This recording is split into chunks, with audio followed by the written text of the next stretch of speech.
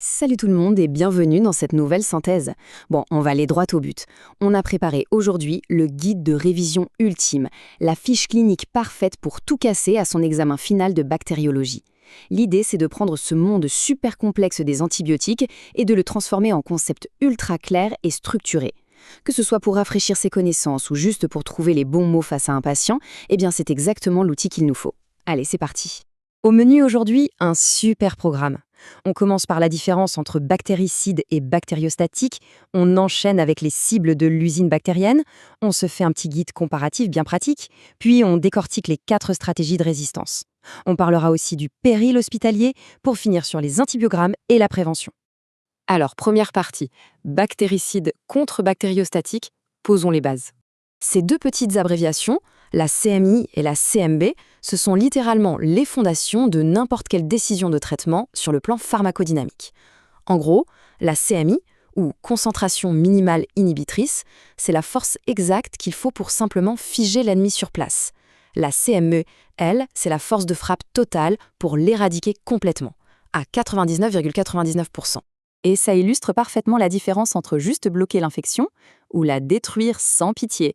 En fait, quand la dose pour tuer notre fameuse CMB est super proche de la dose pour stopper la CMI, bam, l'antibiotique est bactéricide. C'est le cas des bêta-lactamines, par exemple. Mais si l'écart entre ces deux valeurs est énorme, ça veut dire que l'action est purement bactériostatique. L'antibiotique met la bactérie sur pause, et c'est le système immunitaire du patient qui doit finir le boulot. On passe à la deuxième partie, les cibles, ou comment attaquer l'usine bactérienne. Ce qui est génial avec ce concept, c'est qu'on peut l'expliquer super facilement. Pensons à la bactérie comme à une énorme usine fortifiée. Pas besoin de jargon hyper technique avec les patients, il suffit de dire qu'on va utiliser un médicament qui va soit détruire les murs d'enceinte de l'usine, soit carrément se faufiler à l'intérieur pour saboter le moteur et les chaînes de montage. Visuellement, ça marche à tous les coups pour booster l'observance du traitement. Du coup, nos antibiotiques, ce sont vraiment des outils ultra spécialisés. D'un côté, on a les fameux destructeurs de murs. Les bêta-lactamines et les glycopeptides, par exemple, empêchent la construction de la paroi en bloquant des protéines essentielles. La paroi éclate et adieu la bactérie. De l'autre côté, on a les saboteurs internes comme les aminosides ou les macrolides. Eux, ils s'infiltrent et viennent littéralement geler les chaînes de montage des ribosomes 30S ou 50S. La production de protéines s'arrête net. Allez, troisième étape, notre guide comparatif des antibiotiques. La petite fiche de survie. Alors là, on a le tableau parfait. L'aide-mémoire ultime à avoir en tête pour un examen final. Ça résume les grandes familles, ce qu'elles ciblent et leur spectre. On voit bien que les bêta-lactamines, c'est pour la paroi, de façon très large, alors que les macrolides visent le ribosome 50S de manière beaucoup plus ciblée. Et petit détail clinique fascinant. L'effet bactéricide des aminosides sur le ribosome 30S est tellement puissant qu'il dépend directement du pic de concentration maximale. Ça frappe la bactérie comme un vrai coup de bélier moléculaire.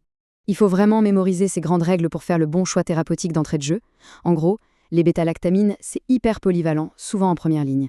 Mais face à un coriace comme le SARM, hop, on sort l'artillerie lourde. Les glycopeptides, stricts pour les grammes positifs. Les aminosides sont géniaux pour du gramme négatif sévère, mais attention, zéro efficacité sur les anaérobies. Et enfin, pour traquer les bactéries vicieuses qui se cachent à l'intérieur même de nos cellules humaines, comme la légionnelle, les macrolides sont tout simplement incontournables. Quatrième partie, les 4 stratégies de résistance. Parce que oui, la bactérie ne se laisse pas faire. L'usine bactérienne riposte et elle a 4 grands protocoles de défense en magasin. C'est crucial de bien les ancrer pour comprendre l'antibiorésistance. 1. L'imperméabilité. On ferme les portes, l'antibiotique n'entre pas. 2. Les flux. La bactérie pompe activement le médicament vers la sortie, comme on écoperait un bateau qui coule. 3.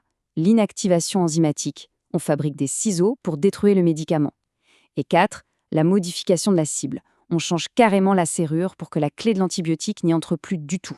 Franchement, l'inactivation enzymatique et la modification de la cible, ce sont, de loin, les stratégies les plus redoutables. D'un côté, on a par exemple des bêta-lactamases qui viennent carrément cisailler l'anneau de l'antibiotique avant même qu'il ne puisse agir. De l'autre, la bactérie mude sa propre cible interne, devenant totalement invisible à des armes comme la vancomycine. C'est exactement ce qui oblige la recherche médicale à inventer des parades en permanence pour contourner ces boucliers. Ce qui nous amène à la partie 5, le péril hospitalier.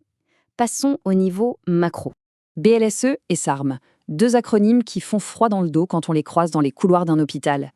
Les BLSE rendent des bactéries gram-négatifs résistantes à quasi toutes les pénicillines. Et le SARM, le fameux staphylocoque doré, a modifié ses cibles pour résister à la méticilline. Ces pathogènes multirésistants transforment une infection qui était banale hier en une urgence vitale absolue aujourd'hui. Alors pourquoi on parle d'une potentielle impasse thérapeutique? Eh bien, l'émergence de traits comme la production de carbapénémase chez certaines entérobactéries, ça signifie qu'on pourrait très bientôt se retrouver face à des infections pour lesquelles il n'existe plus aucune option fiable. Zéro. C'est une vraie course contre la montre microscopique qui se joue. Enfin, dernière partie, la numéro 6, antibiogramme et prévention, nos armes de riposte. Face à ce péril, des diagnostics ultra précis sont vitaux. L'antibiogramme, c'est la boussole clinique. On mesure la CMI pour le couple bactéries-médicaments, on compare au seuil critique et on catégorise sensible, sensible à forte posologie ou résistante. Et cette catégorie sensible à forte posologie est super intéressante. Elle prouve qu'on adapte nos recommandations de façon hyper dynamique pour sauver l'efficacité des traitements restants tout en évitant une toxicité inutile. Mais bon, toute cette belle pharmacologie ne sert à rien si on n'applique pas des règles simples sur le terrain. Traduire tout ça pour le grand public, c'est un travail essentiel. Il faut insister, respecter les doses et la durée, interdire formellement l'automédication ou l'utilisation des vieux restes, se laver les mains avec une rigueur absolue et répéter encore et toujours que les antibiotiques ne servent strictement à rien contre les virus. C'est vraiment notre première ligne de défense globale. Ce qui soulève une ultime question un peu effrayante mais tellement fascinante. Est-ce que l'innovation scientifique va réussir à devancer l'évolution incessante des bactéries ou sommes-nous carrément au bord d'une ère post-antibiotique? C'est un défi monstrueux qui demande une vigilance de tous les instants. Maîtriser cette fameuse usine bactérienne, c'est absolument crucial pour la médecine de demain. Merci d'avoir suivi cette analyse, on espère que c'était clair et que ça aidera pour les révisions. À très vite.